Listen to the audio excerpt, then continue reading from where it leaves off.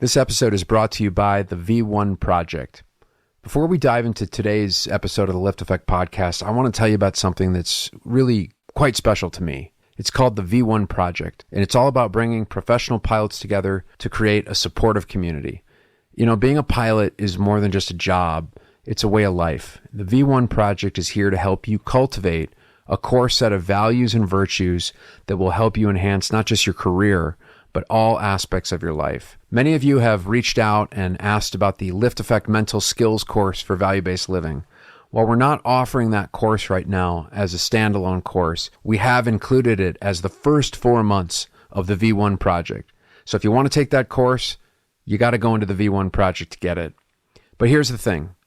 The V1 Project is not just about what you learn, it's about who you meet. It's all about building a strong sense of community. Picture yourself surrounded by like-minded individuals, all on a journey to better themselves and to support each other. Our motto says it all. V1 is a place for professional pilots to build community, cultivate and develop and express a core set of values and virtues for optimal living in a supportive community with encouragement and professional guidance. So if you're a professional pilot looking for something more, something that'll take your career and your life to the next level, head on over to the v1project.com. That's www.thev1 as in the number 1, not O-N-E, but 1, project.com. Join the V1 Project today, and let's go.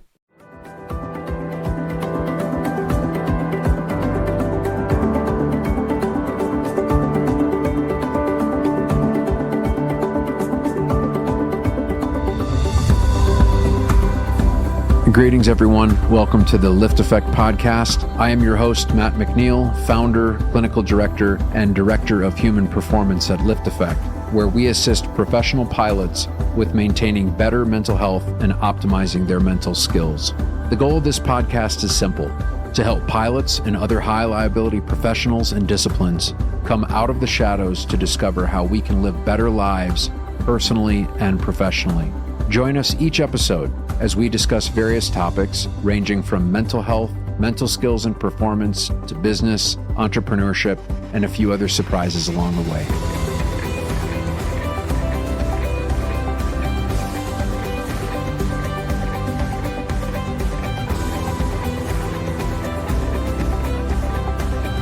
Ladies and gentlemen, welcome to this week's edition of the LiftAffect podcast. I'm your co-host, Matt McNeil. Joining me is Karl Keller, the man, the myth, the legend himself. That legend is really small. Look what the cat dragged in. Yeah, and the cat's still dragging. Right here, baby. Yeah. Anyway, trying to mix it up, keep it fresh. We got into some stuff earlier. I kind of went off on a tangent. We've kind of done that. We should probably record this. Yeah, we've done that the last couple of weeks, and it actually turned out to be really good subjects. Yeah. So, where do you want to take it? You want to take it where we took it?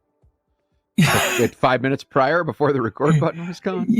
I think so, because I think it is important, because it is something that is affecting people in all occupations. We were talking specifically here on the flight deck and everything, but this can happen in any work environment. And you're right. This is people having to deal with it, and sometimes are walking into a minefield without really realizing it, or even realizing it and thinking, didn't bother people 5, 10, 20 years ago. Why should it bother them today? So, yeah, I think this is important. Yeah. So I'll let you kind of go, because So I was saying to Karl earlier that, God, LiftAffect should just be on payroll for the human resources departments of different carriers, because oftentimes, and I'm very pleased that human resources says, they recognize when there's a problem with an employee, that maybe there's more to it than just somebody that's behaving badly, or somebody that can't go to work, or more importantly, somebody that can't get along with other people. Maybe there's something deeper to it. Maybe there's a mental health problem, or a performance related issue, or there's stress in the person's life.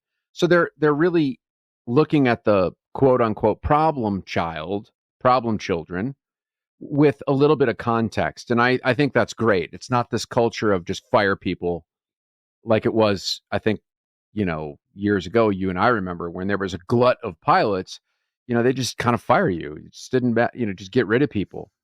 And they'd say, let the union get your job back. Yeah, exactly. Yeah, exactly. Just take it and then fight it with the union.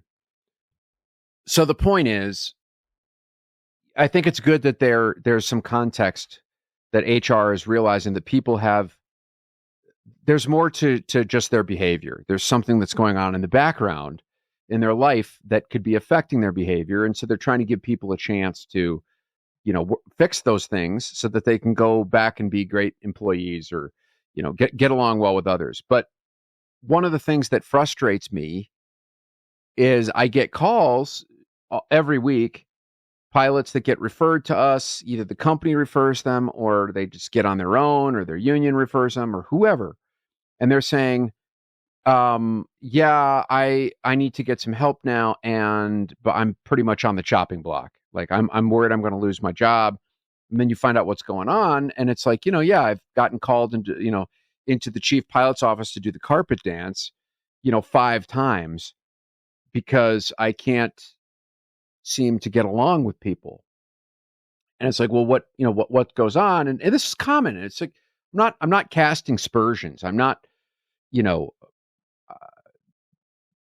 I understand it's hard. And a lot of what we work on whether you're doing therapy or you're getting coaching is learning how to control your own emotional reactivity. We all have to work on that. All of us have to work on that. But, we live in an age where you need to be respectful to other people. And it's, if anything, I think people are so disrespectful to one another now.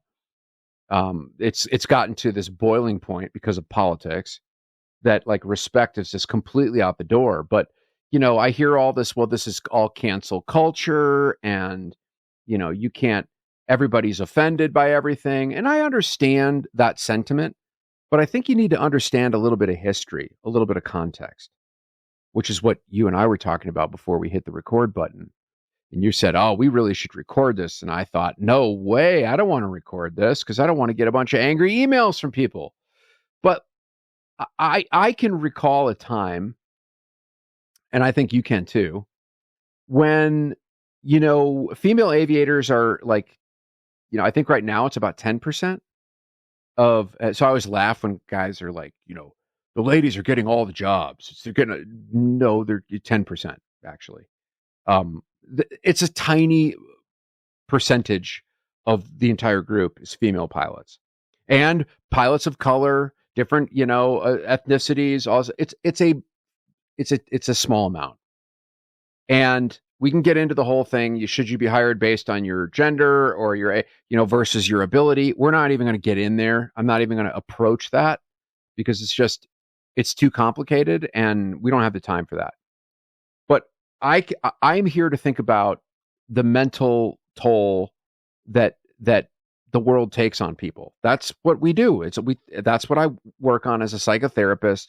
And then the mental skills, how does your context impact the way that you perform? That's the lane I'm staying in. That's where I'm comfortable. That's where I'm an expert. Not an expert in legal stuff. I'm not an expert in ethics. I'm not an expert in affirmative action. I'm not an expert in those things. So I don't want to talk about those things.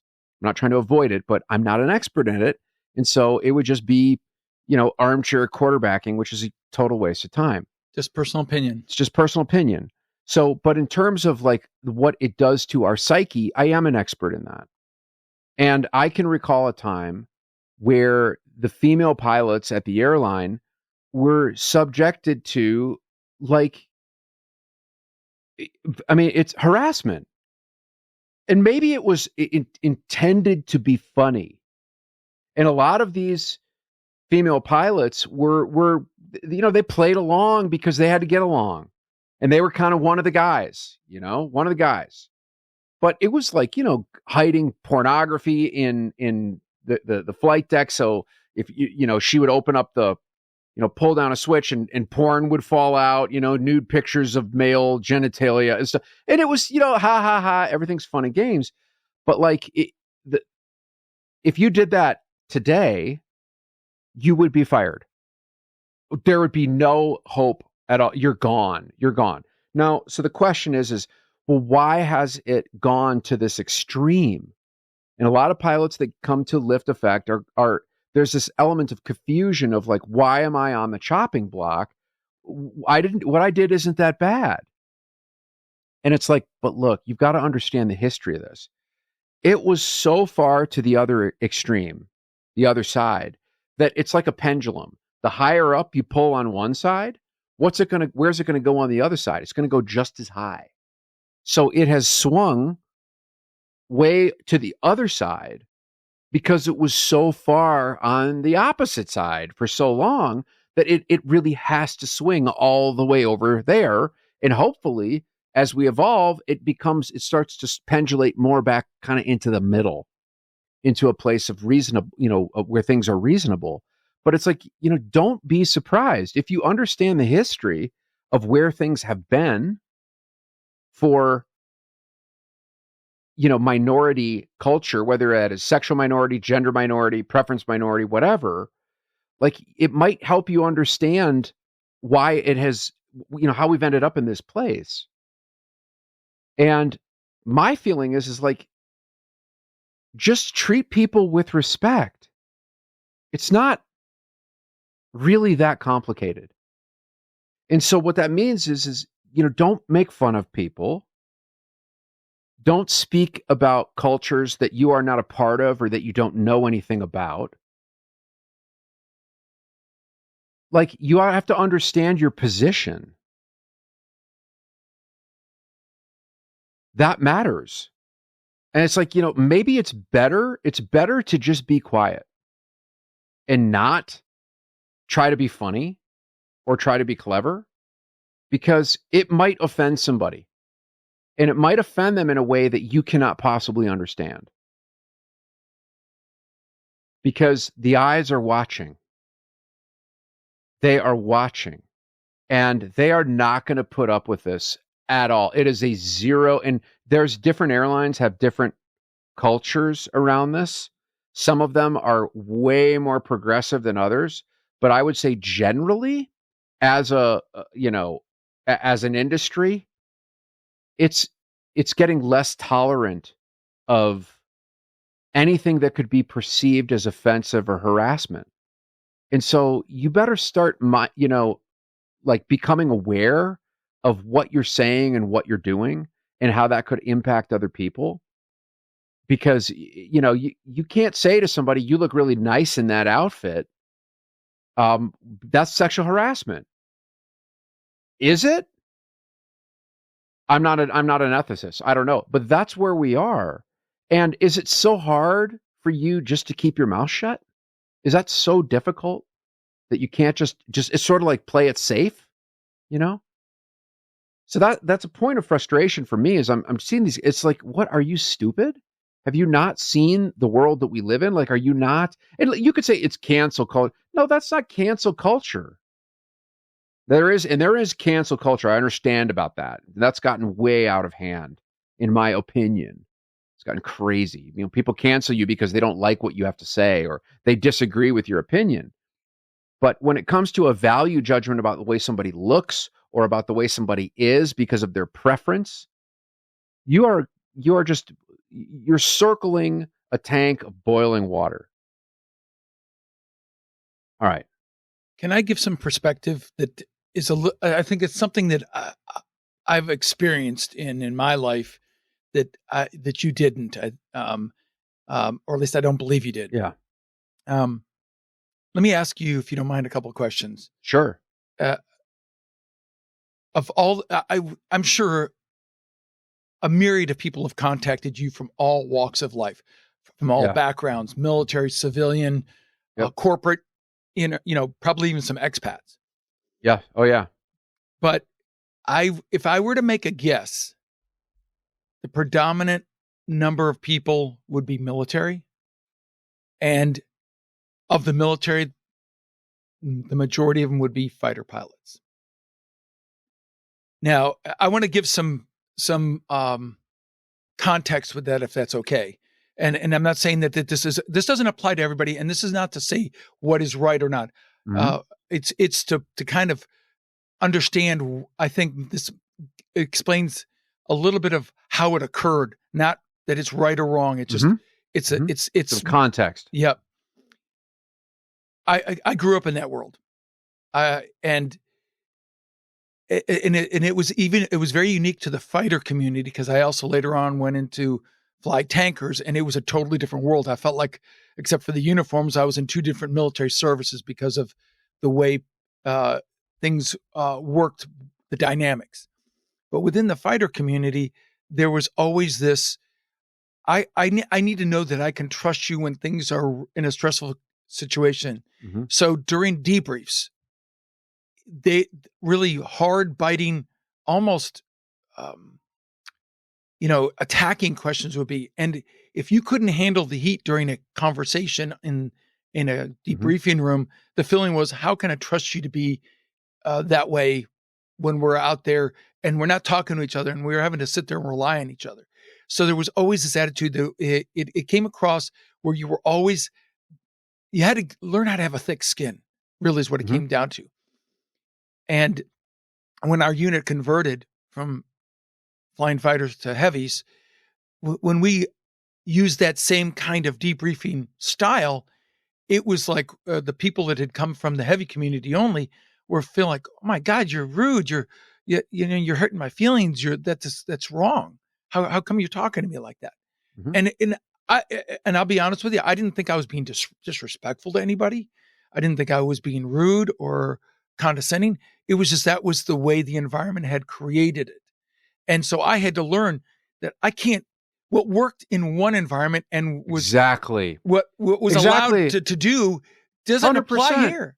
Listen, man, I played in punk rock bands in clubs, in New York City, like where it was full on combat. The way that you talk to people, or like, or sports, when you go work with professional major league, the culture in the clubhouse is brutal, man. I mean, it's like, but it's sort of like, know your audience.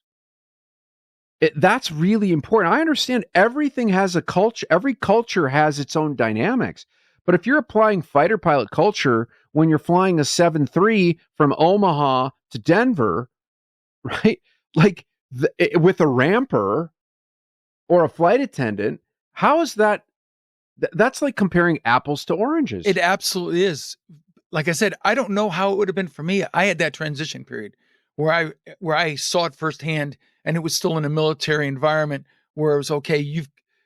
What worked there doesn't work here, and so I was able. I think it helped me do a transition. So when I got to the airlines, totally, I was a little more aware of how biting and how what you may think is just an innocent way of doing things can come across.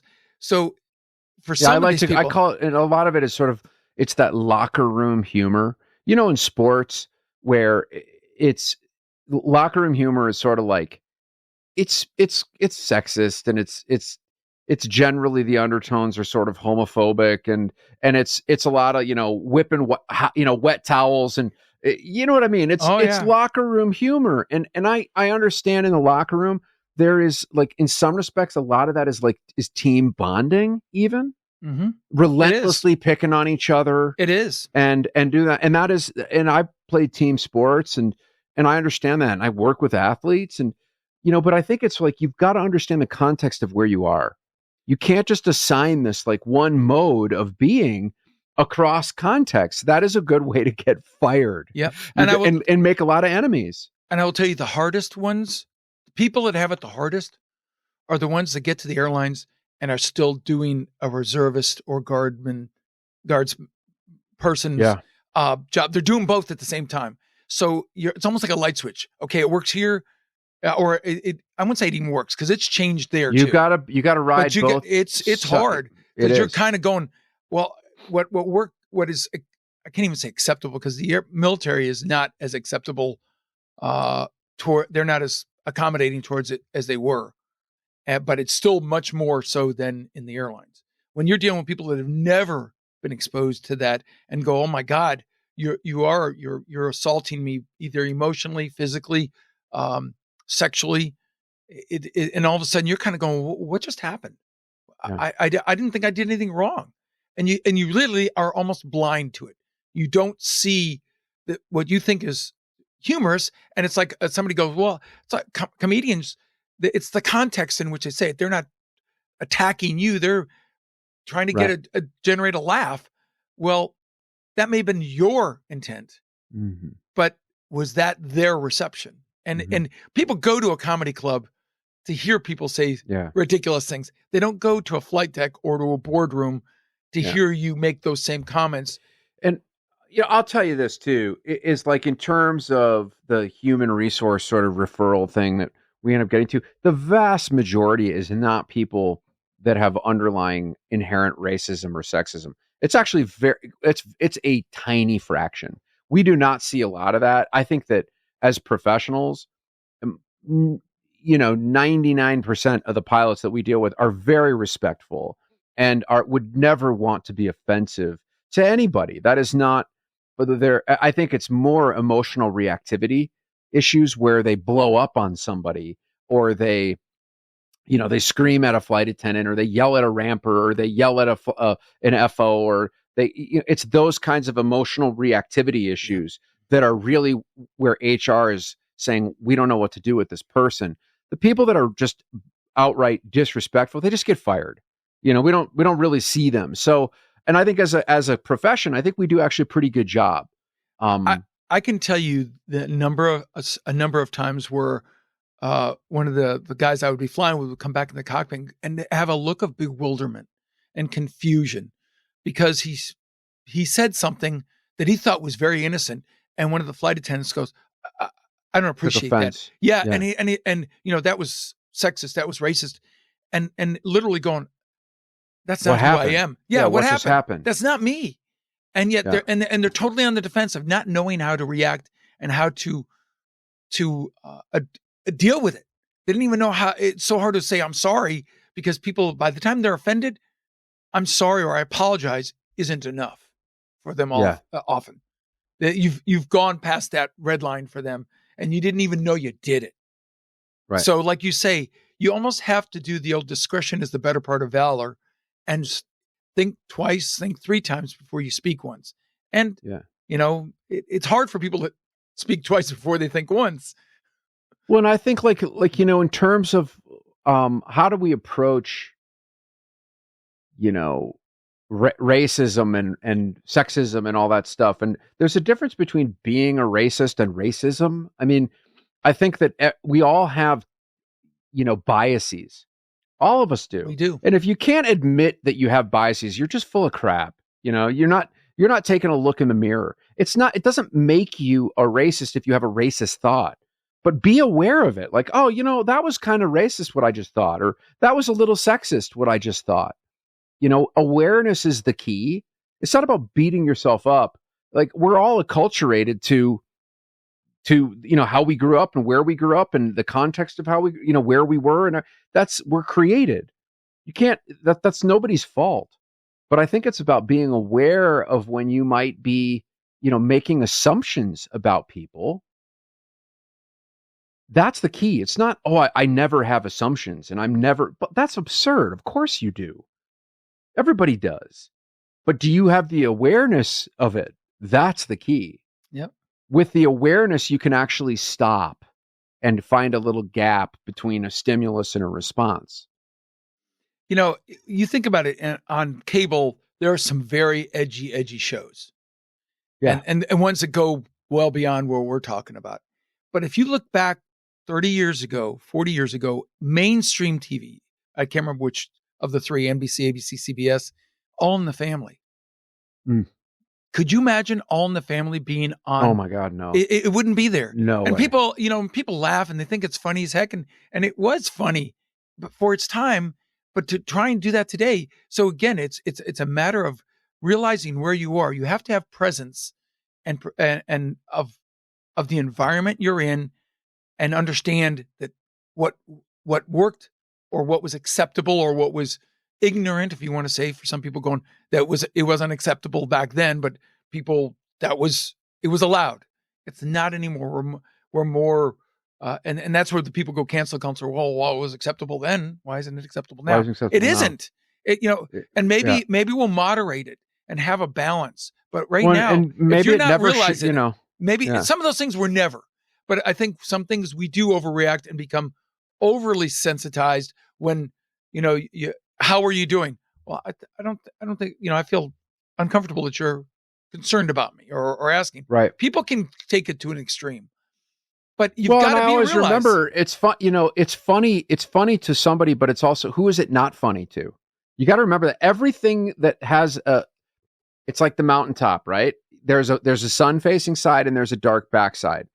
Funny is at somebody's expense, and it might be who's it funny for and who's it not funny for. Yep. It's important to keep that in mind.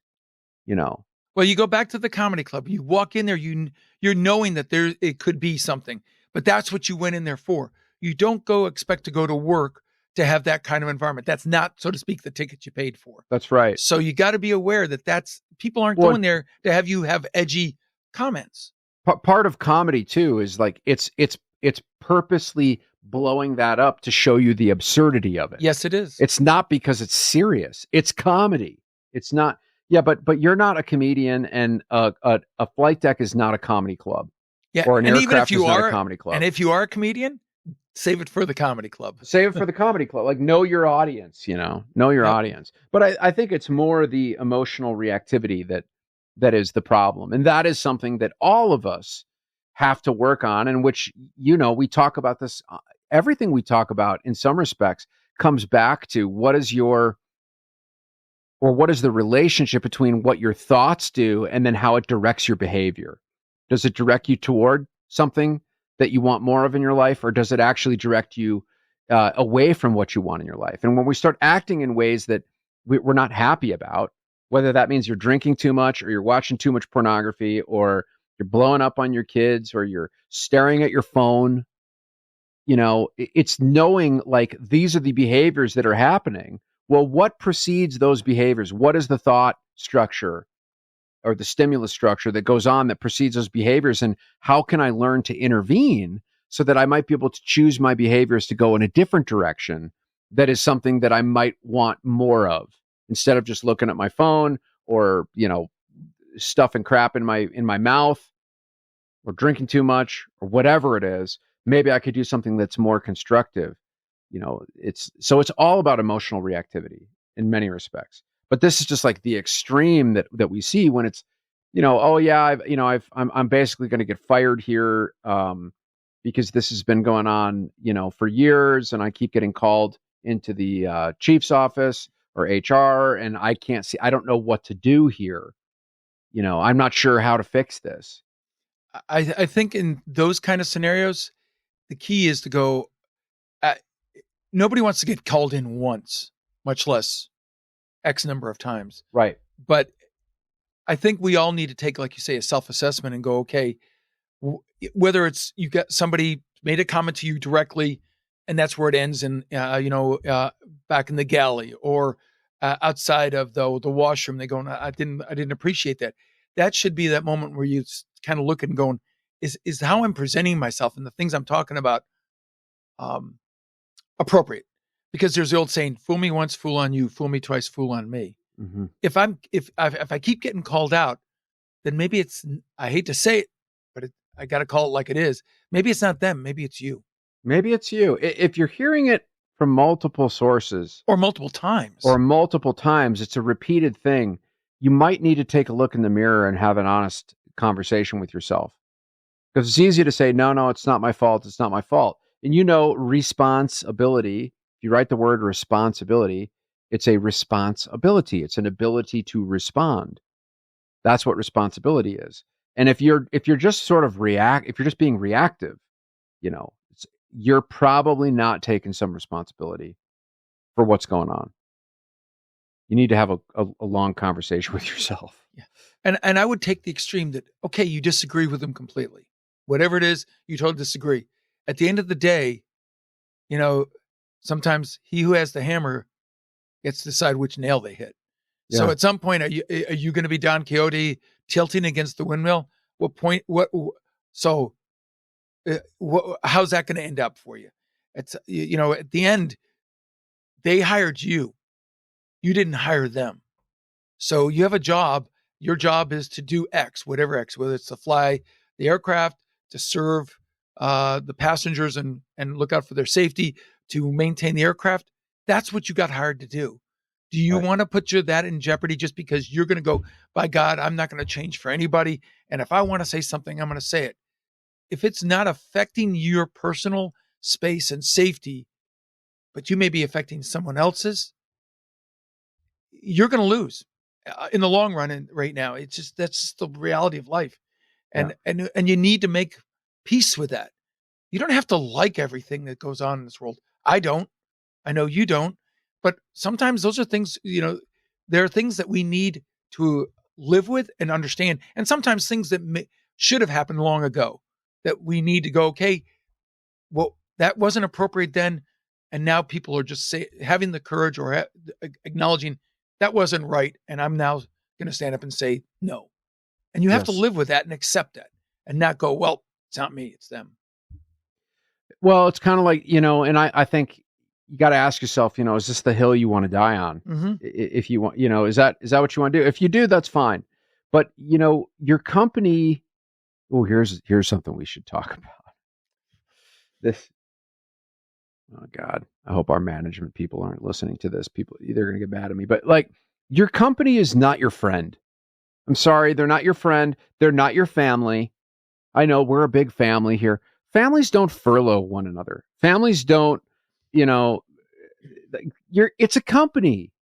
And I think you should do a good job for your company. If you take a job, your job is to represent the company and to go do a good job for them, not just, use excess gas and create problems. I know all the tricks of we're going to get this thing done in our contract. We're going to tax you real slow now, But I mean, it's like your job, you're hired to do a good job and to make money for your company. That's your job. And they pay you for your time. If you don't like the pay, you go fight for better pay or go somewhere else. But your company is not your friend. They're a company. A public company is beholden to one group only. Shareholders. Exactly. So your company cannot be a one-stop shop for all of your needs in your life. So if you need, and when you go to work, it's really important to focus on your job. What is the job that I'm hired to do? Is the job to be a comedian? Is the job to be solving the world's problems at 350?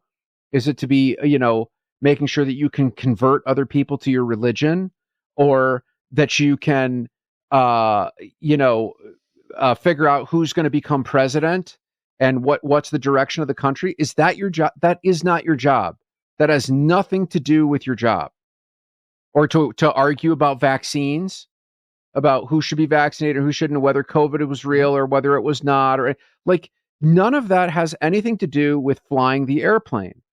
And so it's best to just focus on doing a really good job at your job and not trying to bring in all of your other emotional unmet needs into the flight deck.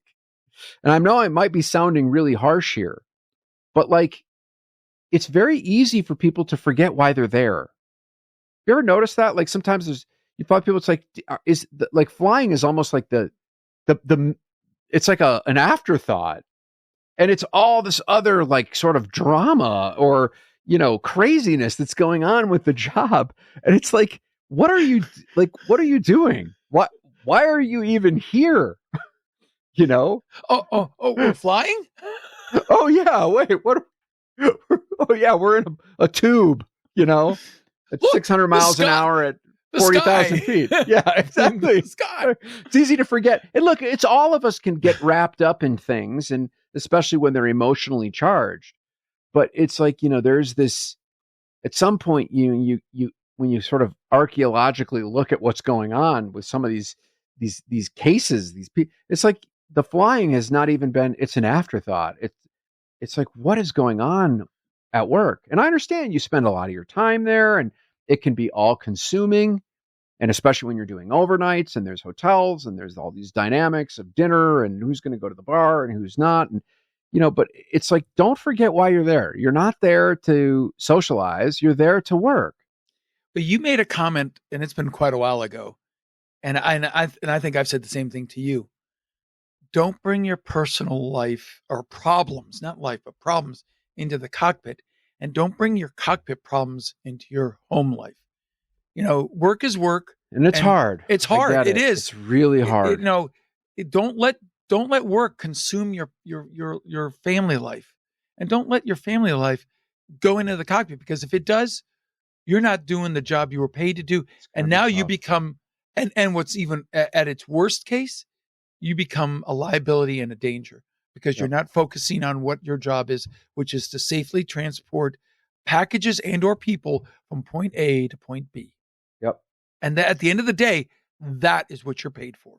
Yeah. Nothing else, because the company could care less what you think. Yeah. I hate to say it.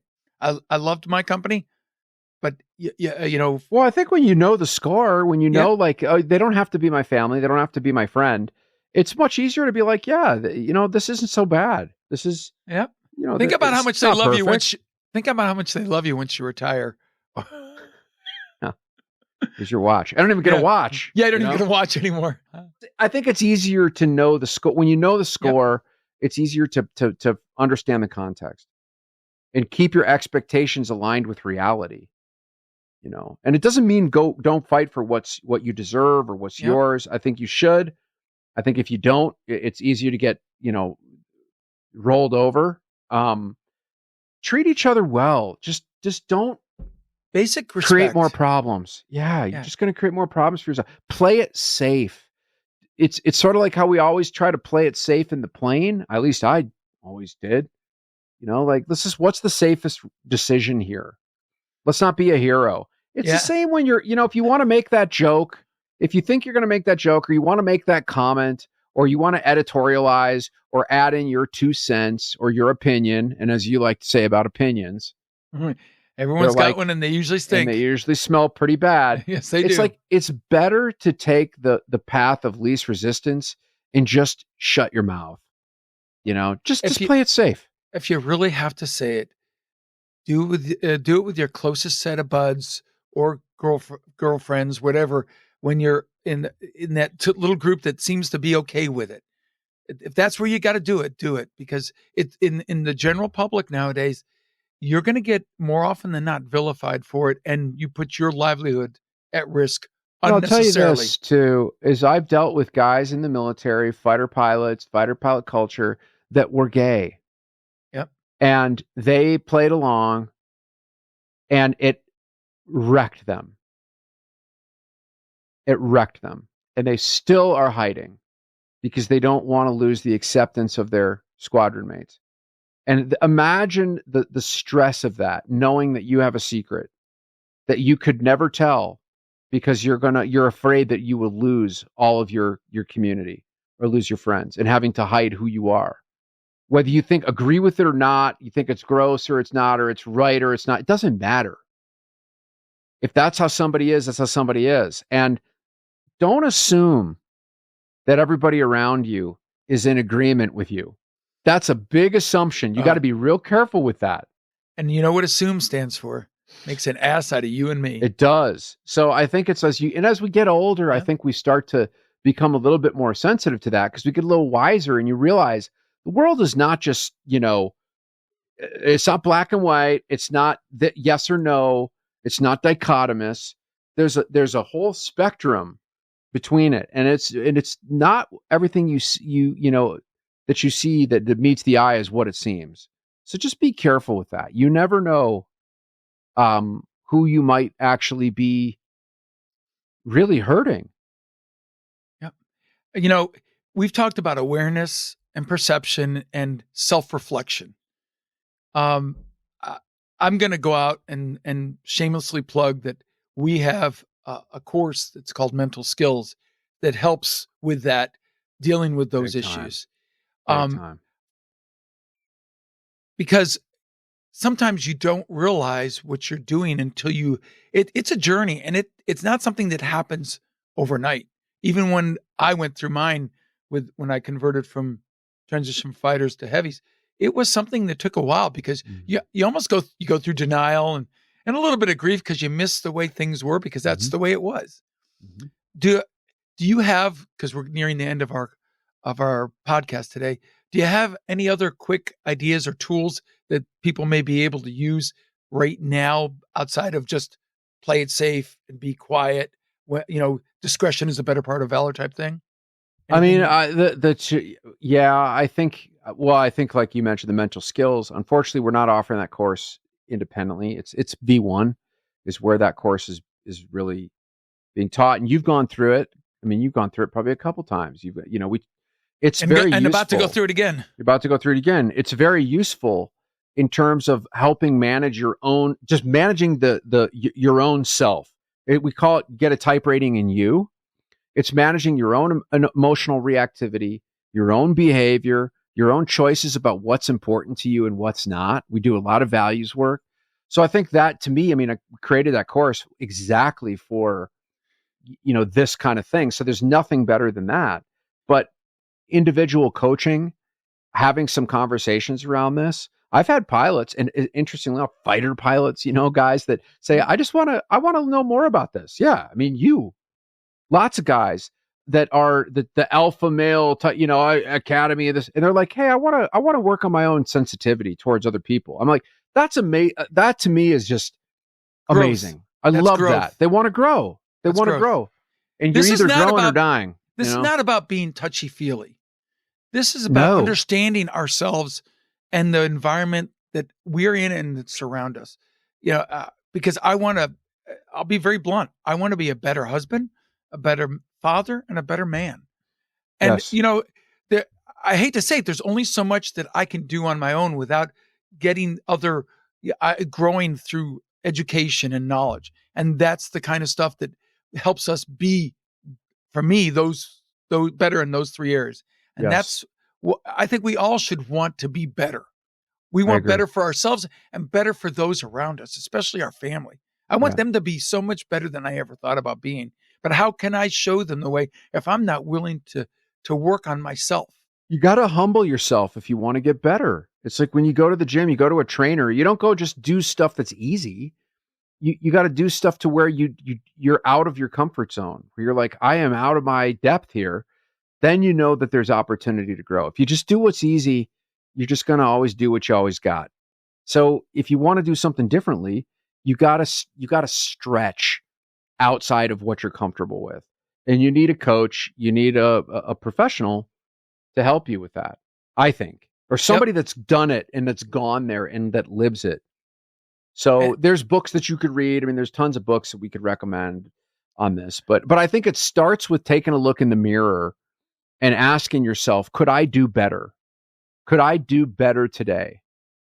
If I'm going to go and do this trip, when you get to the airport and you got to go take a leak after you get off the bus, getting ready to go to the gate, take a look in the mirror when you're washing your hands, hopefully. And like have a little conversation and say, can I do better than what I did last time today? How can I improve on this? Can I play it a little bit safer? Can I be a little more respectful in my interactions with everybody that I come into contact with? With the assumption that I don't know what's going on for them. I don't know their context. And so maybe it's better to just be a little bit more respectful of what you don't know about them. I think if you start there, it's going to give you room to figure out ways in which you can try to improve yourself. I will leave this with my final thought, and that is, I hear some people say, oh, I can't change. That's the way I am. And my answer is, no, that's not true. We all can change. We all can be better. And I've said this before on this podcast, and I'll say it again. Tomorrow is the first day of the rest of your life. Yep. There's no reason that the way it's been is the way it has to be. You can make a change and grow if you want to. And the key is you got to want to. And you got to realize that just because that's the way it's been doesn't mean that's the way it is or has to be. So it all, for the overwhelming majority of people, it rests in your hands. You can make that choice. And it's hard, but you got to start somewhere. The longest journey starts with the first step. It's trite, but it's true. Anything else you want to throw in, big guy? If you like what you're hearing and you want to support our show, become a member of the Supercast channel. What's the address? Supercast? What is it? Is LiftAffect www.supercast.com. And that's also where you can hit the link that says Ask Me Anything if you have any questions. Yeah. If you've got any questions, go there. If you want to support us, just become a member. It's $10 a month.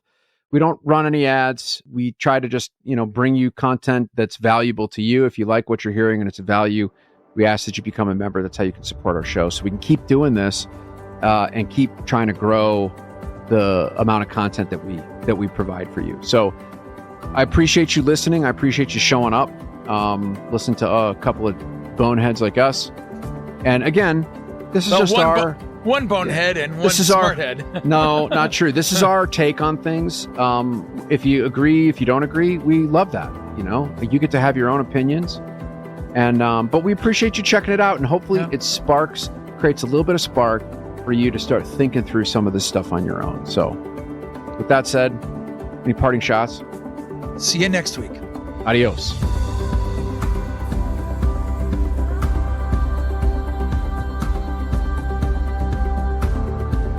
Thank you for listening to this week's episode of the LiftAffect podcast.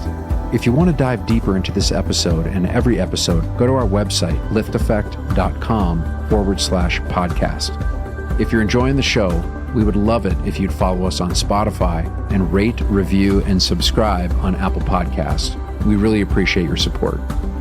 You can find me on Facebook, Instagram, and LinkedIn, all with the ID Matthew McNeil. This show is brought to you by LiftAffect, a clinical mental health and consulting company that assists air carriers, corporate flight departments, pilot unions, and commercial pilots by providing comprehensive psychotherapy and mental skills coaching services to pilots with mental health and mental performance-related issues. Visit liftaffect.com, that's LiftAffect.com, to book your free consultation. And finally, this podcast is for general informational purposes only. It does not constitute the practice of counseling, psychotherapy, medicine, or any other healthcare service, including the giving of medical advice. No therapeutic or provider-patient relationship is formed. The use of this information and any materials linked to this podcast is at the user's own risk. The content of this podcast is not intended to be a substitute for professional psychological advice, diagnosis, or treatment. Users should not disregard or delay in obtaining advice for any psychological or medical condition they have, and they should seek the assistance of their healthcare professionals for any such conditions. Thanks for tuning in, and we'll see you next time on the LiftAffect podcast.